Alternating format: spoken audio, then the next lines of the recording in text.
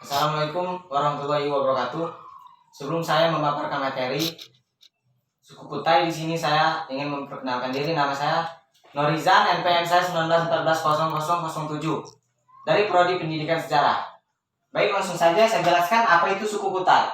Jadi suku Kutai di sini adalah Dayak Kutai atau orang Kutai. Adalah salah satu dari rukun suku Dayak yang bernama Dayak Ordanum yang mendiami wilayah Kalimantan Timur, yang mayoritas saat ini suku Kutai ini menggunakan beragama Islam dan hidup di tepi sungai.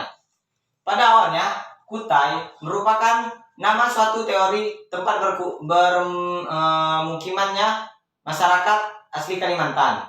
Suku Kutai berdasarkan jenisnya adalah termasuk suku Melayu yang berada di Kalimantan Timur. Bahasa yang digunakan mereka adalah beridentitas atau khususnya suku Melayu. Kemudian istiadat lama, suku Kutai memiliki beberapa persamaan dengan suku Dayak Rumpun Ordanum, khususnya Tunjung Benua. Misalnya Erau itu adalah adat istiadat upacara adat yang paling meriah. Yang kedua Belian, upacara tarian penyembuh atau penyakit. Dan mantra-mantra serta ilmu gaib seperti Paramaya, Panah Terong Polong, dan racun gangsa, Prakut, Kloros, dan lain-lainnya, di mana adat tersebut dimiliki oleh suku Kutai dan suku Dayak. Jadi adat istiadat itu diantara tadi yang sudah saya ucapkan, seperti Panah Terong, Polong, racun gangsa itu dimiliki oleh suku Kutai dan suku Dayak.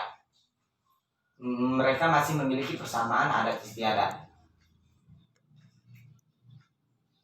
Selain itu, suku Kutai yang menganut kepercayaan Kaharingan, sama halnya dengan suku Dayak. Jadi suku Kutai dengan suku Dayak ini menganut kepercayaan atau mempercayai Kaharingan.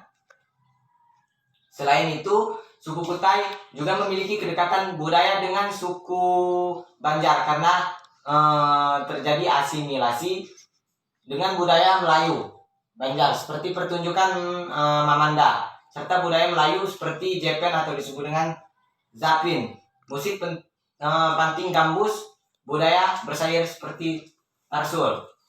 Suku Kutai ini menganut atau mayoritasnya agama Islam. Baik, kemudian ada tradisi suku Kutai sebagai berikut. Ada 3. Yang pertama, ritual Nyai Ayun pada bayi. Biasanya tradisi ini dilakukan upacara adat pada bayi usia yang masih 1 bulan. Sebelum proses Nyai Ayun diberi nama terlebih dahulu melalui upacara ritual tasmiyah.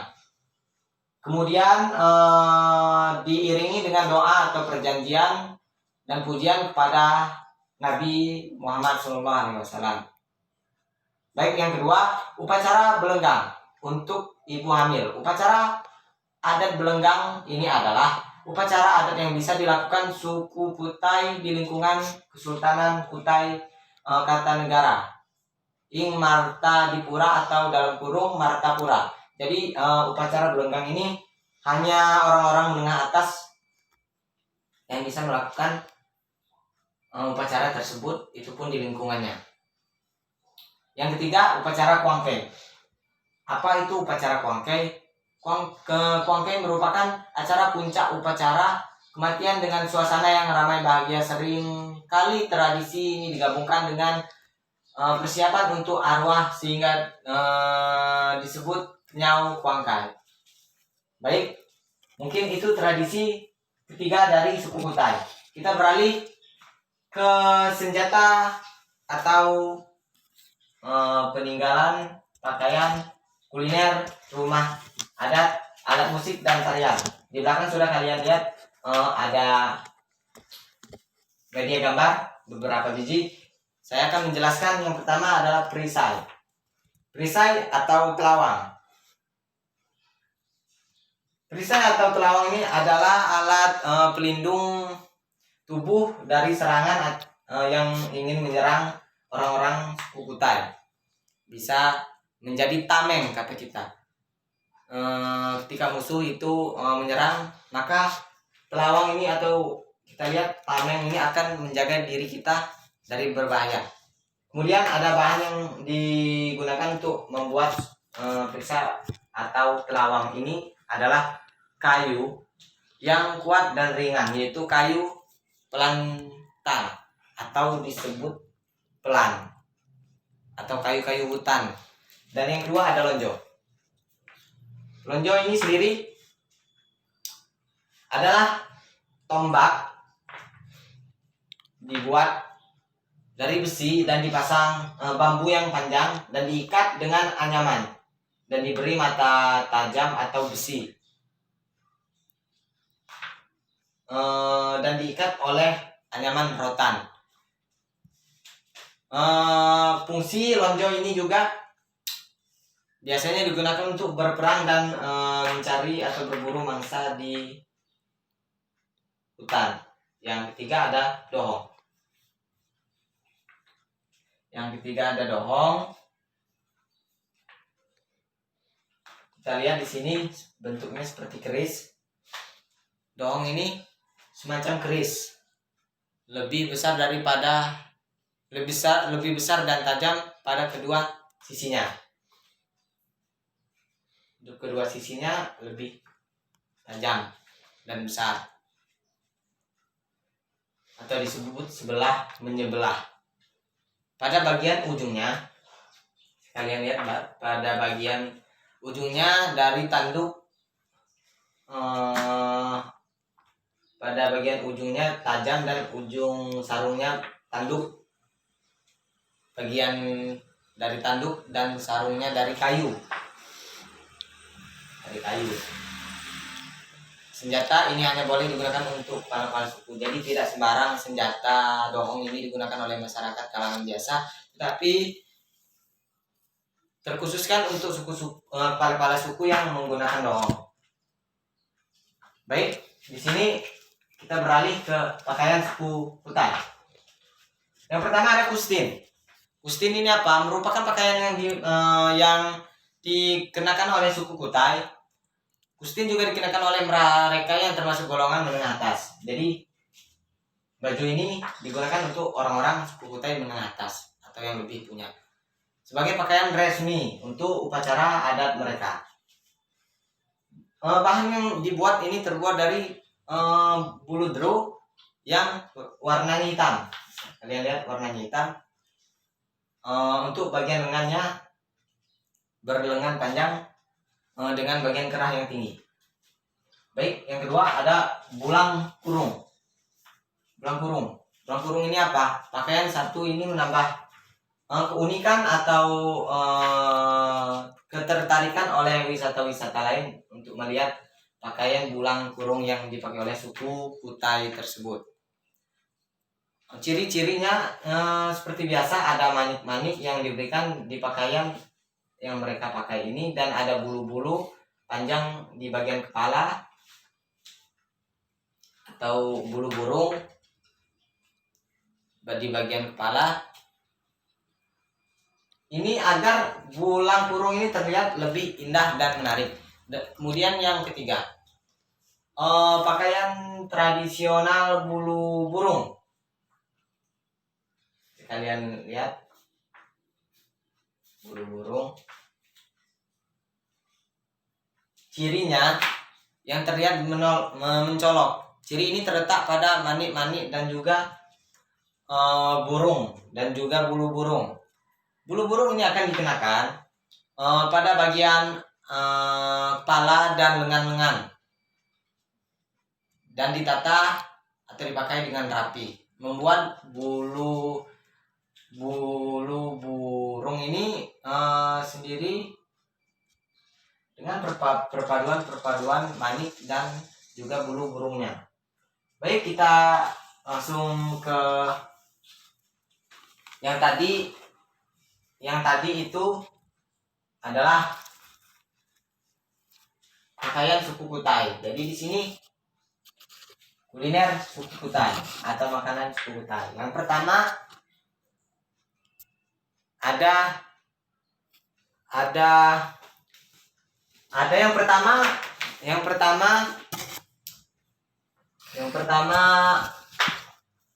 yang pertama ini ada roti pisang. Roti pisang ini berbentuk bulat, mirip seperti cetakan martabak, bahkan ada bingkai. Roti pisang, bisa kalian lihat roti pisangnya, disekelilingi oleh pisang. Dia makanan pisang, maka bahan-bahannya terbuat dari pisang. Roti pisang ini cara menyajikannya hanya dengan secangkir kopi dan yang masih hangat. Jadi yang kedua ini adalah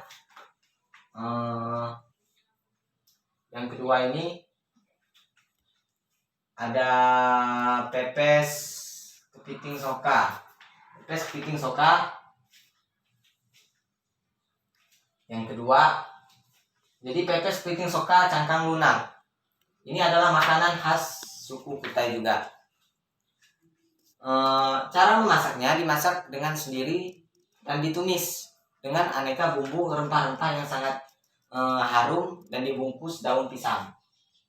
Seperti kita memepes ikan pada zaman sekarang ini, inilah pada zaman suku Kutai memepes kepiting soka cangkang dengan lunak dan dibaluti atau dibungkus dengan daun pisang. Yang ketiga, aroma nasi bekepor. Namanya nasi bekepor. Bisa kalian lihat ini. Yang ketiga, ini pasti sangat harum sekali aromanya.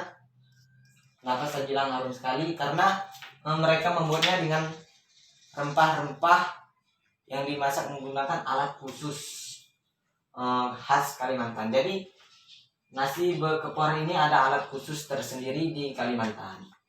Baik, kita itu tadi adalah kuliner suku Kutai. Sekarang kita beralih ke rumah suku Kutai atau rumah adat suku Kutai. Yang pertama ini ada lamun, rumah lamun. Rumah lamun, bisa kalian lihat sendiri di sini rumah lamun. Rumah ini biasanya pertama dari Kalimantan Timur adalah rumah lamun. Rumah tradisional ini adalah rumah resmi Kalimantan Timur. Rumah lamun ini merupakan tempat tinggal suku Dayak. Kita lihat tempat tinggal suku Dayak.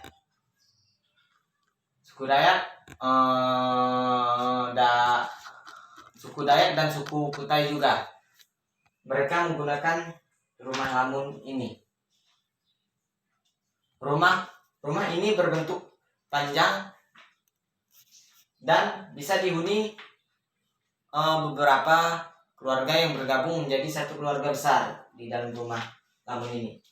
Yang kedua ada rumah gulungan. Kita lihat rumah gulungan. Rumah gulungan ini desainnya sangat unik sekali. Ada atap 3 kata kita, 1, 2, dan 3, dan warnanya yang sangat indah pada zaman suku Kutai, itu rumah gulungan.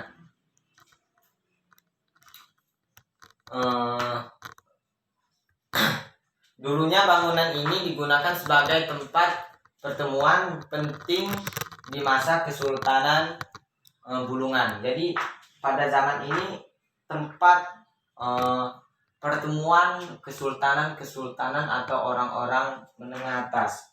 Dan yang terakhir, yang ketiga rumah betang. Kalian lihat rumah betang. Rumah ini adalah rumah panggung berbentuk memanjang ke belakang. Ya, panjang ke belakang. Fungsi ketinggian sama dengan beberapa rumah adat sebelumnya, seperti rumah lamun ini hampir sama ya, cuman agak ada perbedaan. Rumah betang ini sebelumnya yaitu untuk menghindari bencana banjir. Jadi ada fungsi enaknya juga rumah-rumah tinggi ini. Yang pertama, ketika ada banjir, dia bisa menghindari kebanjiran dan serangan-serangan hewan buas lainnya. Baik, dari 3 rumah suku Kutai ini kita beralih ke nomor 5, yaitu alat musik suku Kutai. Alat musik suku Kutai bisa kalian lihat sendiri di sini. Yang pertama ada gambus. Ada gambus. Gambus ini apa? Gambus merupakan jenis alat musik yang dimainkan oleh orang-orang suku Kutai dengan dipetik. Cara mainnya dengan dipetik dengan jari yang berasal dari Kalimantan Timur Tengah. Tapi ini adalah salah satu gambus yang dipakai oleh suku-suku Kutai maupun suku Dayak, suku Pasir dan lain-lainnya. Jadi di sini ada 6 buah gong kecil, 6 buah senar atau lebih yang untuk dimainkan pada jari. Dan ini sudah sangat terkenal sampai dia tersebar di berbagai Nusantara, yaitu gambus. Yang kedua ini adalah sampe. Sampe ini apa? Merupakan alat musik petik khas Kalimantan Timur. Jadi sangat khas sekali alat musik sampai ini di Kalimantan Timur. Sejenis flute yang memiliki 3 buah besar. Kita lihat, tuh 2 dan 3 buah besar agak senar atau 3 senar saja. Tadi ini menggunakan 6 senar lebih, dan ini menggunakan 3 senar saja dan dimainkan dengan cara memetik atau ditepuk ya.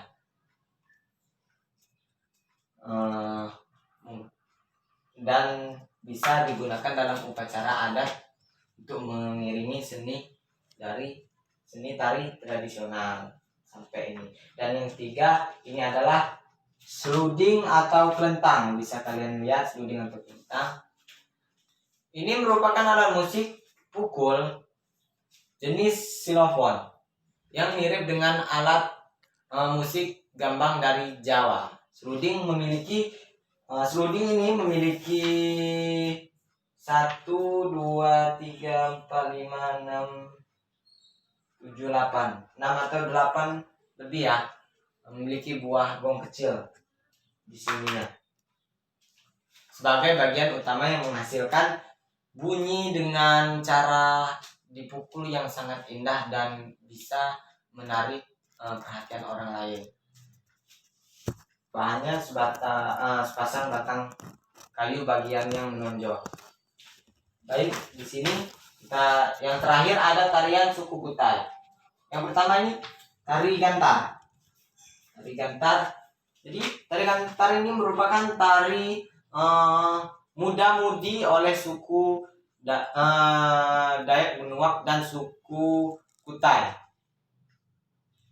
yang ada di Kabupaten Kutai Barat.